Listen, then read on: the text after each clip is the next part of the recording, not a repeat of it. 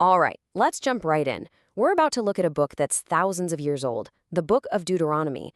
Now, you might think we know everything about it, but hidden inside its ancient pages is a kind of secret code, a literary DNA, that could tell us when it was really written. And today, we're going to see if we can crack that code together. For centuries, people have debated where this text came from. Was it written way back in the time of Moses, maybe around the 13th century BC? Or did it come much, much later, like around the 7th century BC? The key, it turns out, isn't just about what the book says, but how it's put together. So that's our big question, right? How on earth can we date a document this ancient with any real confidence?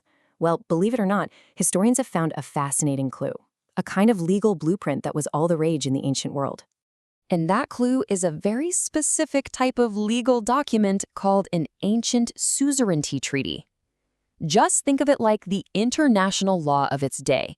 It was the formal agreement that powerful empires used to manage the smaller kingdoms they had control over.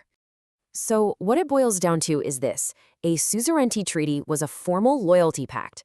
You have the big guy, the suzerain, or the great king, and he would lay out all the terms of the relationship for the little guy, the vassal king.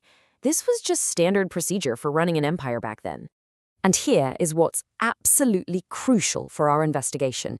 The earliest versions of these treaties, the ones from the Hittite Empire back in the 14th and 13th centuries BC, they all followed this very distinct four-part blueprint.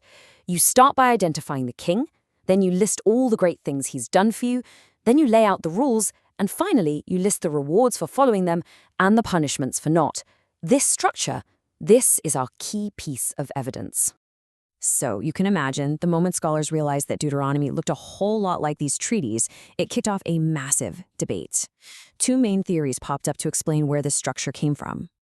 Okay, so you've got two camps here. In one corner, you have Gerhard von Rad. Way back in 1938, he argued that the form was purely religious, that it came out of some kind of recurring worship ceremony. But in the other corner, you have scholars who looked at the evidence and said, no, wait a minute. This is a dead ringer for a real historical legal document, the kind used in actual international politics. So for von Rad, that historical part, the bit where the king lists all his good deeds, he didn't see that as actual history. To him, it was more like a cultic legend, a story created for a religious ritual, not a factual record of things that actually happened. But that raises a pretty big question, doesn't it? Real-world treaties, they used actual history as their leverage. A king would literally say, hey, remember that time I saved your kingdom from invaders? That's why you owe me loyalty. Could a simple legend really do the same job? The whole power of the agreement was based on the reality of that shared history. Okay, so to get to the bottom of this, we have to do what any good detective would do, follow the evidence. We need to see how this treaty format actually changed over time.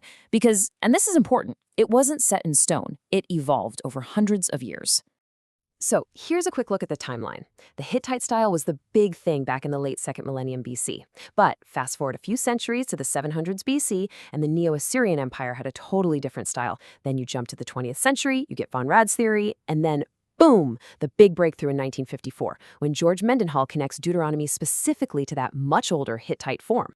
And this right here is the heart of the whole argument. The legal blueprint changed. We can literally treat these different treaty styles like fingerprints left at a crime scene. If we can match Deuteronomy's structure to one specific version, we can pinpoint its most likely time of origin. And that brings us to the moment of truth. Let's do a direct side-by-side comparison. We'll put Deuteronomy's structure up against the two major players, the 13th century Hittite model and the 7th century Assyrian model. Okay, so when we lay it all out, the pattern is, well, it's incredibly clear.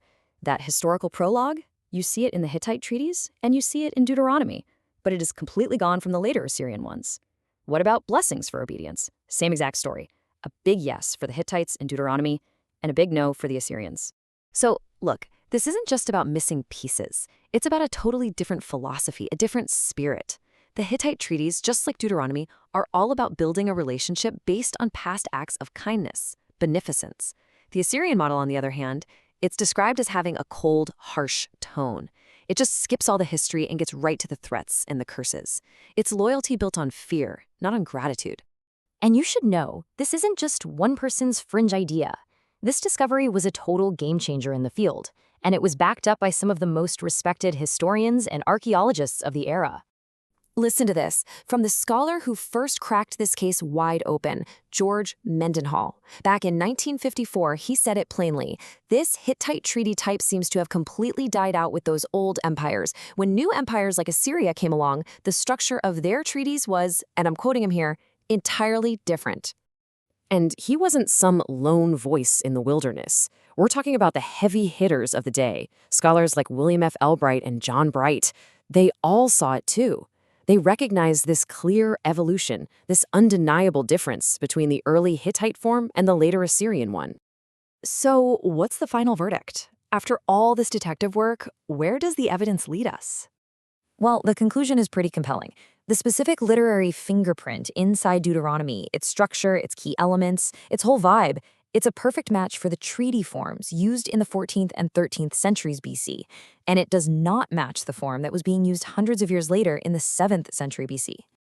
And this whole conclusion really stands on two powerful pillars of evidence.